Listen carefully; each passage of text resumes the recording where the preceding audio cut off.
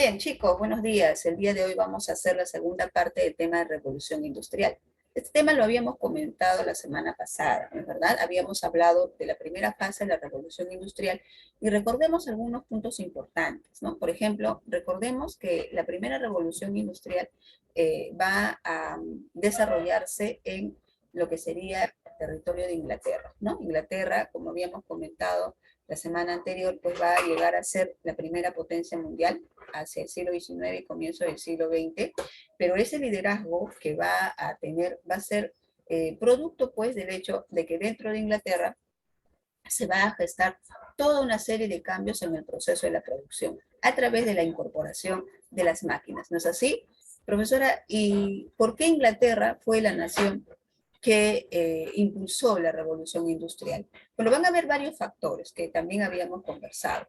Dentro de ellos, por ejemplo, el que dentro de Inglaterra se lleve a cabo una revolución de carácter agrícola que significó el cambio de propietarios sobre la tierra.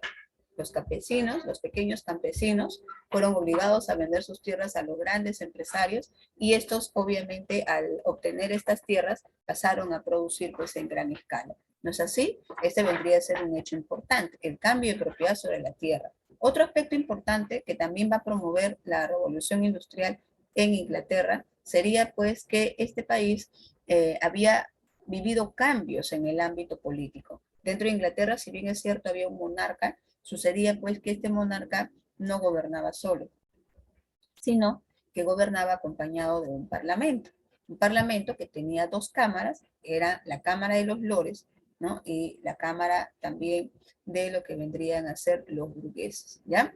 Y dentro de los Lores se encontraba pues la nobleza, digamos así, y la otra Cámara constituida por burgueses van a ser justamente estos, ¿ya? Los que van a promover una serie de leyes para cambiar el sistema, ¿no?, de producción que se daba en esa época en la economía inglesa, ¿ya?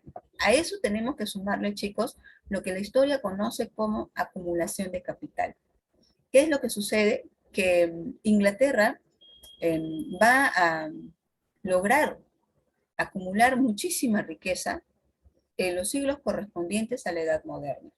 Si bien es cierto, España fue la potencia mundial de la Edad Moderna, España fue la que tuvo muchísima riqueza de oro y plata procedente de sus colonias americanas, sucedía que España no se había modernizado, seguía bajo un sistema feudal y de dependencia. Si España quería comprar vino, si quería comprar tela, básicamente pues lo que hacía era adquirirlo de los países vecinos, en vez de que ella misma lo pudiera producir. Y eso hizo que la riqueza americana que llegaba a España empezara a trasladarse hacia otros países del continente europeo. Y uno de esos países principalmente fue Inglaterra, ¿no? Inglaterra impulsa su producción artesanal desde temprano, ¿no? Inglaterra promueve el desarrollo de actividades económicas dentro de su país, lo cual hace que poco a poco pues vaya acumulando riqueza, ¿no? Y también se dice que hubieron tiempos en los que la monarquía de Inglaterra financiaba las expediciones de los corsarios. Los corsarios eran ladrones de ultramar, perdón.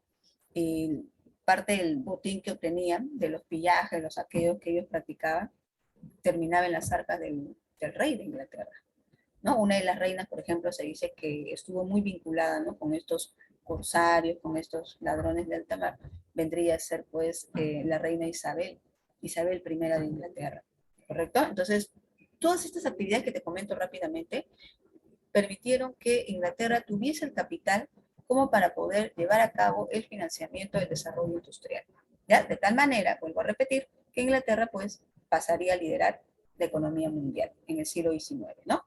Ahora, si te preguntan a ti, ¿cuáles serían las materias primas utilizadas o los principales recursos empleados en la primera revolución industrial?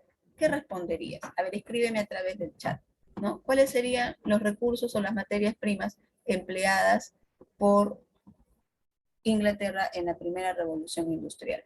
No te preocupes, Jansen. El carbón, Claro, muy bien. Uno de ellos es el carbón. Muy bien. ¿Cuál sería el otro recurso empleado en la primera revolución industrial, al igual que el carbón.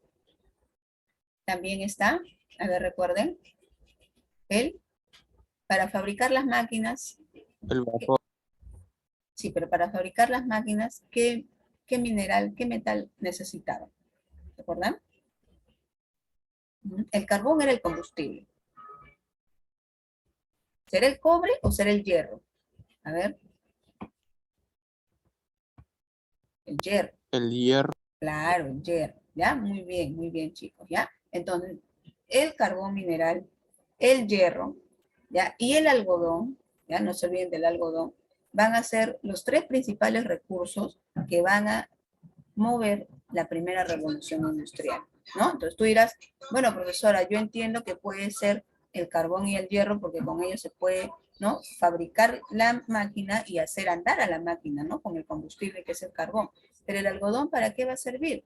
Bueno, lo que pasa es que la primera industria desarrollada, recuerdan ustedes, fue la industria textil, ¿correcto? Entonces hay que recordar eso.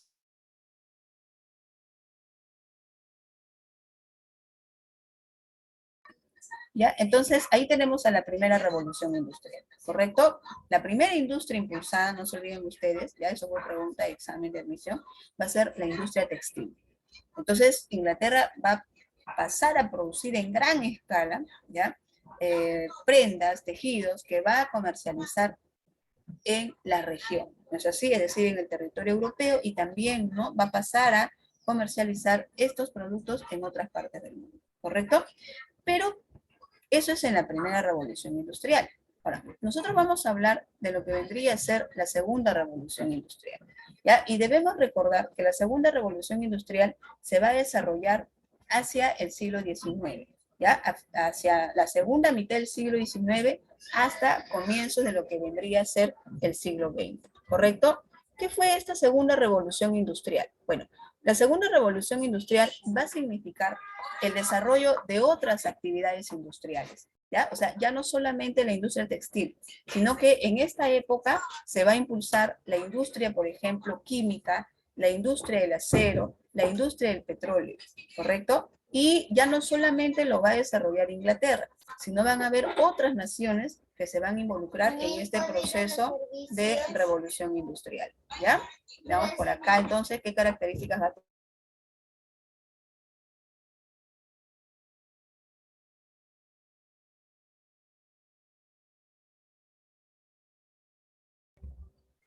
Veamos por aquí, a ver, entonces, miren, recordando, si bien es cierto que Inglaterra es la primera potencia económica, ¿ya? Sucede que con la segunda revolución industrial van a aparecer otras potencias, como por ejemplo, ¿cuáles? Ahí tenemos a Francia, tenemos a Alemania, ¿ya? Tenemos más adelante, ¿no? También a Italia, a Bélgica, a Holanda, y si hablamos de otros continentes, pues en el continente americano vamos a tener a los Estados Unidos y en el continente asiático vamos a tener a Japón.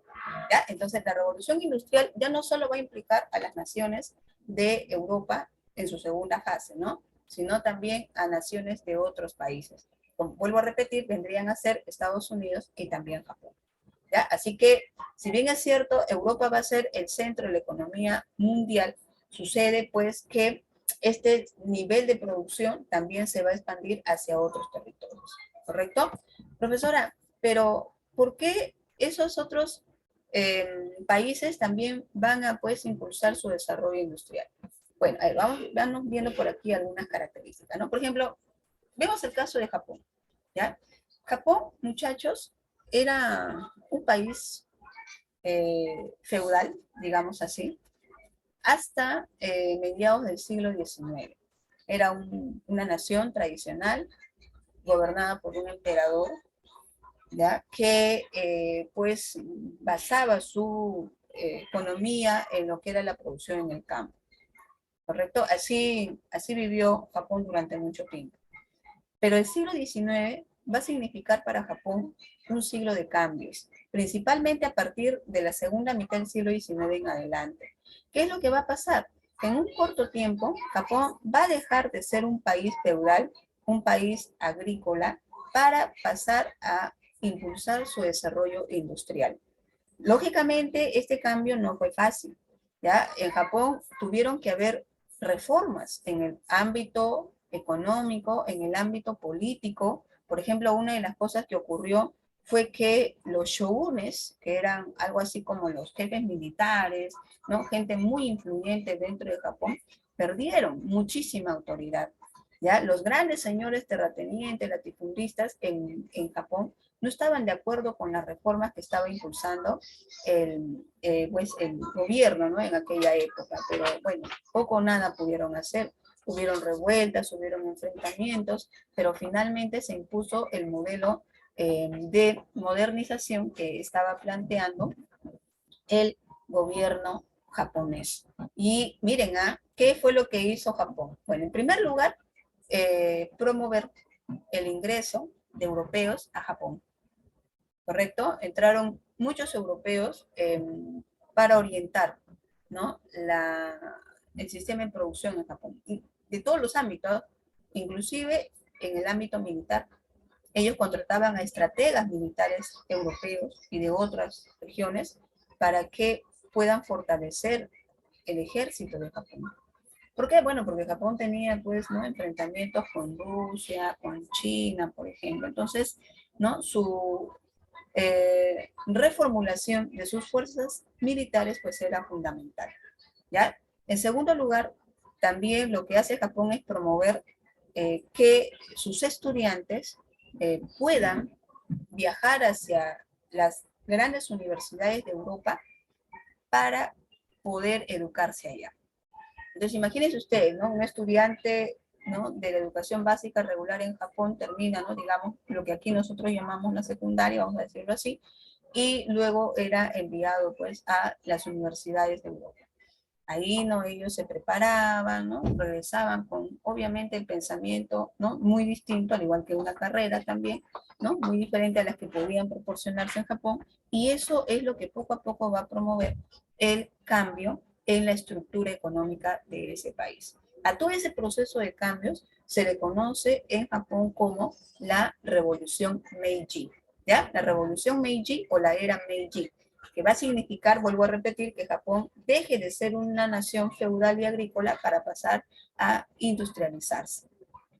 Por esa misma razón, Japón hoy en día pues está dentro del grupo de esas grandes naciones que tienen pues un alto nivel de desarrollo industrial, ¿no? Pero eso, miren, empieza hacia la segunda mitad del siglo XIX. Una situación parecida la va a vivir, por ejemplo, Estados Unidos. Aunque ustedes saben muy bien que Estados Unidos pues era una república independiente, ¿no? Era una república federativa. Lo que va a pasar en Estados Unidos es que se va a llevar a cabo el desarrollo de la actividad minera. ¿Ya? El hallazgo de grandes yacimientos de minerales, dentro de ellos inclusive la fiebre del oro que se va a vivir en Estados Unidos, sumado a la guerra civil que se va a desatar en Estados Unidos, ¿no? Entre los habitantes del sur y los habitantes del norte, ¿ya? Los del sur eran más, pues, agricultores, ¿no? Bajo un régimen feudal, y los del norte más bien apuntaban, ¿no? A lo que era, pues, la actividad industrial. Ya esas luchas que van a haber al interior de Estados Unidos van a traer como resultante que también este país se va a orientar hacia el desarrollo industrial. El hallazgo de yacimientos de hierro, el hallazgo de yacimientos de oro van a ser fundamentales para este país. ¿Ya? Entonces, Japón cuenta con un programa desarrollado por el propio gobierno para su industrialización. Estados Unidos cuenta con recursos como yacimientos de hierro y oro para financiar principalmente, ¿no? Su actividad industrial. Y otra nación que también va a impulsar el desarrollo de la segunda revolución industrial sería Alemania. Alemania como tal, ¿ya? Como un Estado, miren, va a consolidarse recién en la segunda mitad del siglo XIX. Antes de eso, existía el Sacro Imperio Romano Germánico, ¿no? Existía, pues, lo que sería la región de Prusia, ¿ya? Pero hacia la segunda mitad del siglo XIX se produce una campaña por parte de Prusia de unificar parte de los estados germánicos a su territorio. Entonces, en esa fusión surge lo que vendría a ser, pues, el Imperio Alemán, ¿ya? Entonces, el Imperio Alemán se constituye y financia también el desarrollo de su industria. ¿Por qué? Porque al igual que otras naciones, Alemania, dentro de la región del Ruhr, va a encontrar abundante hierro. Recuerden ustedes que el hierro es fundamental para poder impulsar, ¿no?, lo que sería pues el desarrollo industrial, ¿ya?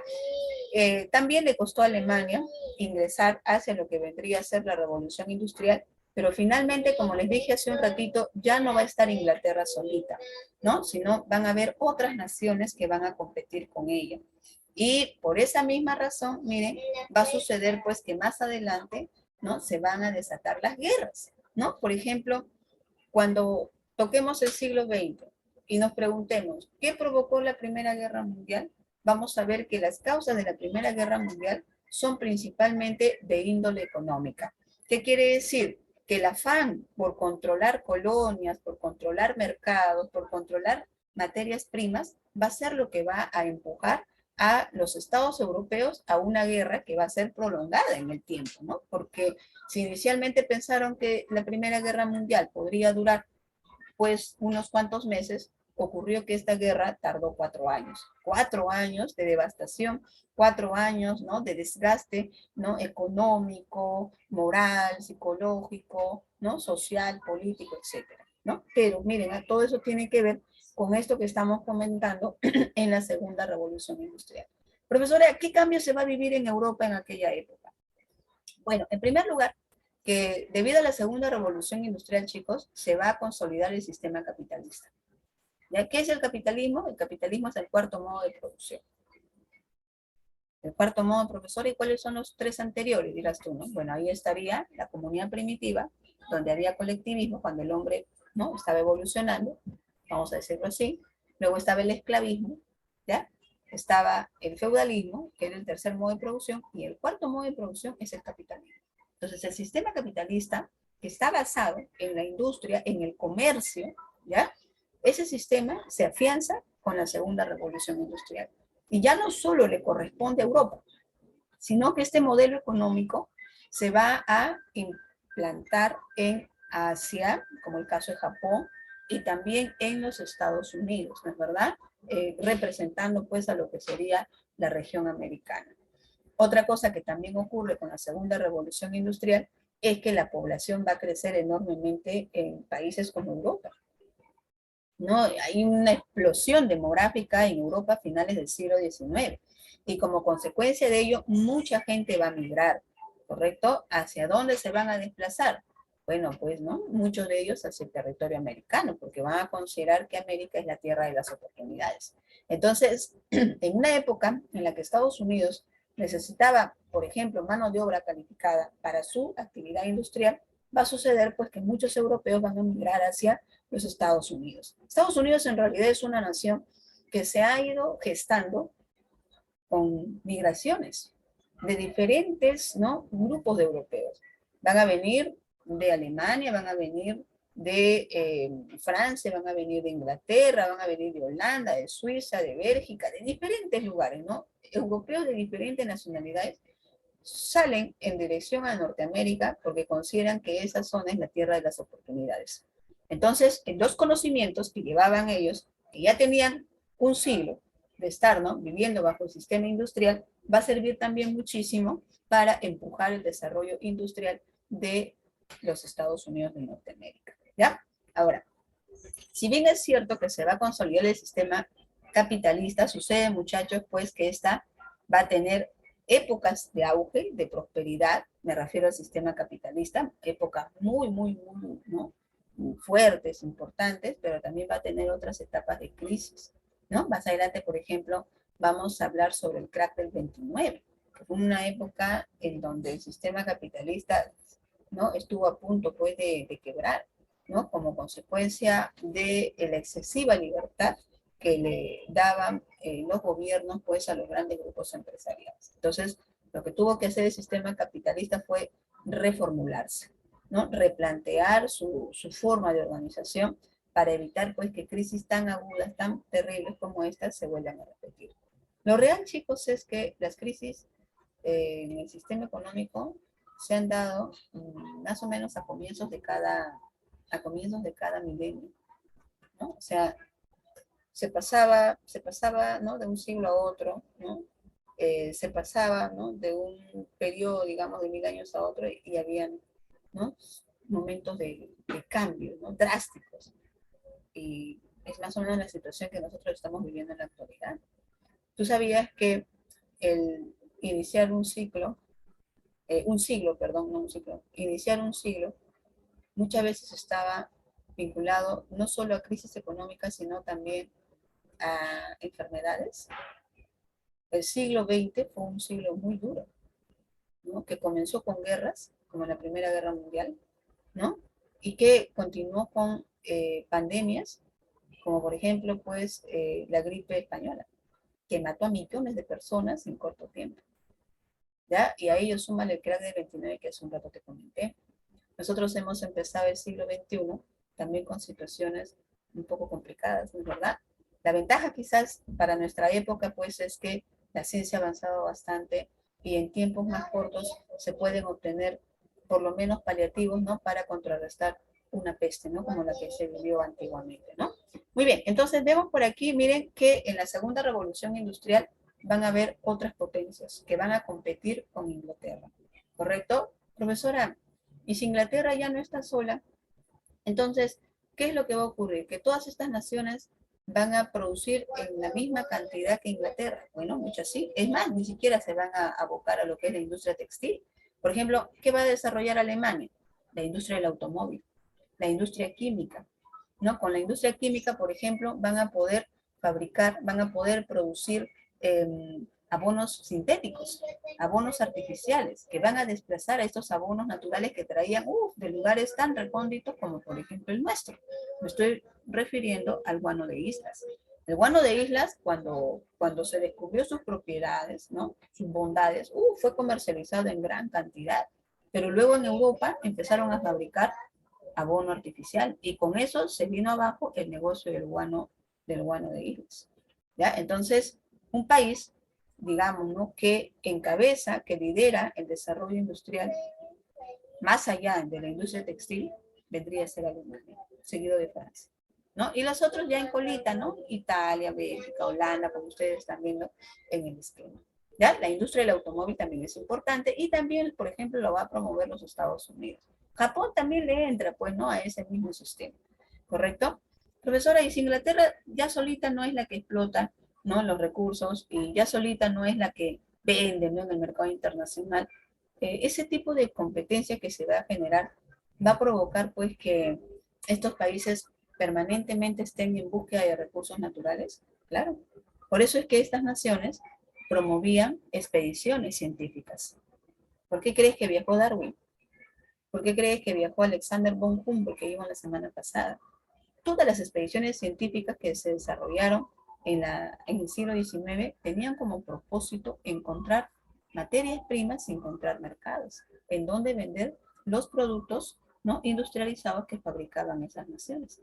Es más, no contentos con eso, hasta promovían guerras. Por ejemplo, te comento una guerra nada más, ¿no? Que fue promovida por este tema de la segunda revolución industrial y la competencia que había entre las naciones. ¿Tú te acuerdas de la guerra del Pacífico? En donde nosotros nos enfrentamos, ¿a qué país nos enfrentamos en la guerra del Pacífico? ¿Se acuerdan? Chile. A Chile, ¿no? Muy bien.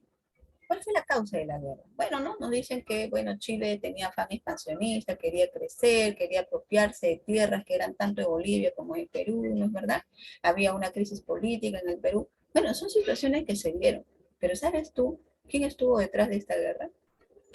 ¿Sabes tú quién financió la guerra a favor de Chile? Fue Inglaterra. Inglaterra le proporcionó el dinero, el capital, para que los chilenos, ¿no? Pudiesen adquirir armamento de guerra moderno, ¿ya? O sea, lo nuevo, lo recién estrenado, digamos, ¿no? De armamentos allá en Europa. Lo va a comprar Chile, pero obviamente no con un dinero regalado, sino eran préstamos que le proporcionaba Inglaterra a este país. ¿Y por qué Inglaterra no apoyó a Perú? Porque de las dos naciones, la que menos problemas presentaba y la que obviamente, ¿no? Apuntaba que podía ganar en una guerra era Chile. Entonces Inglaterra no iba a apostar por un perdedor, sino tendría que apostar por un vencedor. Y así fue. ¿No? Chile ganó la guerra, ¿No es así? Tuvimos que ceder territorio a Chile, pero miren, ahí no acabó la cosa. Concluida la guerra, lo que hizo Inglaterra fue cobrarle a Chile la deuda adquirida por ellos durante la guerra. Entonces, como Chile no podía pagar esta deuda, porque obviamente había salido de una guerra y toda guerra es costosa, a pesar de que había obtenido las tierras, ¿no?, de Perú y de Bolivia, pues Chile no tenía plata para cancelar. Entonces Inglaterra, ¿no?, en este caso los grupos empresariales que le habían, ¿no?, brindado préstamos al Estado chileno, le dice, bueno, no se preocupen, señores, si ustedes no tienen dinero para poder, ¿no?, pagar la deuda que tienen con nosotros, entonces entréguenos la administración de estas tierras que han conseguido en la guerra. Es decir, los territorios de Perú y Bolivia, que habían sido, ¿no?, obtenidos por Chile, pasarán a ser administrados por Inglaterra. ¿Y por qué Inglaterra quiere esos territorios? Porque ahí había salitre, que era un recurso muy importante para impulsar la industria química en aquella época. Al igual pues que otros recursos que todavía se podían vender, pero en menor escala, como sería pues el guano. ¿Ya? Ahora, esa situación que te cuento de la guerra del Pacífico, promovida, ¿no?, por potencias europeas como Inglaterra, no fue el único caso. Esa situación se dio en otros lugares del mundo. Así que la idea de conseguir materias primas, de asegurar mercado para vender sus productos, hizo que estas grandes naciones empujaran a pequeños estados nacientes como el nuestro a enfrentarse contra sus vecinos. Imagínense ustedes, ¿no? O sea, detrás de una gran guerra hay intereses grandes. Ahora estamos viviendo un conflicto, ¿no?, un poco alejado en el planeta. ¿No es así? Ahora, pero habría que preguntarnos quiénes están detrás de toda esa contienda. ¿Y qué intereses hay? Porque una guerra siempre trae consigo intereses económicos, chicos, no se olviden. No es que no, que un país quiere invadir al otro, que el otro está defendiendo. Mentira. Detrás de todo eso hay una situación, ¿no?, en donde lo que se ve es principalmente beneficios de carácter económico. Así son las cosas en la guerra, ¿ya? Entonces, eso va a significar la segunda revolución industrial. Veamos por aquí cuáles son los nuevos sectores industriales que se van a impulsar. Como ya les dije, se va a impulsar la industria química, ¿no?, la industria del automóvil, ¿correcto?, la industria alimentaria, ¿ya? Por ejemplo, se va a empezar a producir alimentos envasados, ¿no?, como por ejemplo la carne de pescado, que se va a utilizar para de esa manera poder distribuir alimentos enlatados hacia diferentes lugares y en diferentes circunstancias. Principalmente los alimentos enlatados eran los que se distribuían entre los soldados en el contexto de guerra. La industria siderúrgica también es una industria impulsada en aquella época. Profesora, ¿qué cosa es la industria siderúrgica? Es la industria del acero, ¿no? Para eso se utilizaba como materia prima el hierro. El hierro, ¿no?, unido a otros minerales, traían como resultante la fabricación del acero, ¿no? Al fabricar acero, se dice, se va a reducir o va a bajar bastante el costo de, en este caso, el hierro. Y es más, ¿no?, se va a obtener un metal que va a ser mucho más trabajable que en el caso anterior, ¿ya? Entonces, ¿cuáles vendrían a ser las nuevas fuentes de energía? Pues ahí podríamos decir, ¿no?, que estaría el acero, ya vamos a colocarlo por aquí, ¿ya? Al igual que el acero, también va a haber miren, otra fuente de energía. Si anteriormente, vamos a colocar aquí, la era del acero, ¿ya? Si anteriormente era el carbón, ¿no?, la principal fuente de energía con la que se contaba, ahora miren, la fuente de energía con la que se va a contar vendría a ser el petróleo. El petróleo es el nuevo combustible de origen fósil, ¿no es verdad? Un combustible fósil que va a ser utilizado para echar a andar a las máquinas. Profesora, ¿y de dónde van a sacar petróleo? De todos lados, incluyendo Perú. Porque te comento algo rapidito, que vamos a ver más adelante en la historia. Terminada la guerra del Pacífico, ¿ya?, el Perú, durante el gobierno de el general Andrés Avelino Cáceres, va a empezar a comercializar su petróleo. ¿Y saben en qué zona se llevó a cabo el hallazgo de petróleo? Las primeras zonas petroleras que se encontraron en el Perú se encontraban valga la redundancia, en el norte de nuestro país, en departamentos como Tumbes y Piura. Ahí se van a encontrar yacimientos de petróleo. Imagínense que van a ser explotados desde fines del siglo XIX y que forma parte de esto que yo te estoy comentando, ¿ya? Del desarrollo de la segunda revolución industrial. Es la era del petróleo, la era de la electricidad, ¿ya? Es en esta época en la que se fabrican las primeras bombillas incandescentes, o sea, los focos en ese tiempo, ¿no? Y es la era del acero, como les comentaba, ¿ya? Los materiales se van a caracterizar porque van a ser más ligeros, como en el caso del acero, pero a la vez van a ser más resistentes, ¿ya? Y también se van a fabricar, pues, productos sintéticos, como el abono sintético que hace un rato te estaba comentando, que va a ser mucho más barato, ¿no es así? Y por lo tanto, más accesible para las naciones europeas, ¿correcto? Así que, miren, con la segunda revolución industrial se van a generar profundas transformaciones, tanto a nivel de producción como también de la sociedad, ¿ya? Por ejemplo, dentro de esas profundas transformaciones, ¿no? Se desarrolla lo que sería el capitalismo monopolista. ¿Qué quiere decir? ¿No? Que van a aparecer empresas que van a terminar concentrando gran capital y con ese capital van a liderar, digamos, el proceso de pues un rubro en la producción, ¿no? Es decir, van a aparecer grandes empresas textiles, ¿no? Grandes empresas de automóviles, ¿no? Marcas que se van a, digamos, imponer en el mercado internacional, ¿no? Dentro de ellas, por ejemplo, las marcas de autos, como vendría a ser Volkswagen. Volkswagen es una marca de origen alemana, ¿ya? Y así, ¿no? Hay otras marcas más, ¿no? ¿no? Que imponen su producto en el mercado internacional, ¿ya? Asimismo, como la demanda aumenta, va a haber mayor necesidad de materias primas y también de nuevos mercados. Por esa razón, a raíz de la segunda revolución industrial, las potencias europeas se lanzan a colonizar diferentes sectores del mundo. Por ejemplo, ¿no? ¿Qué sectores del planeta van a colonizar?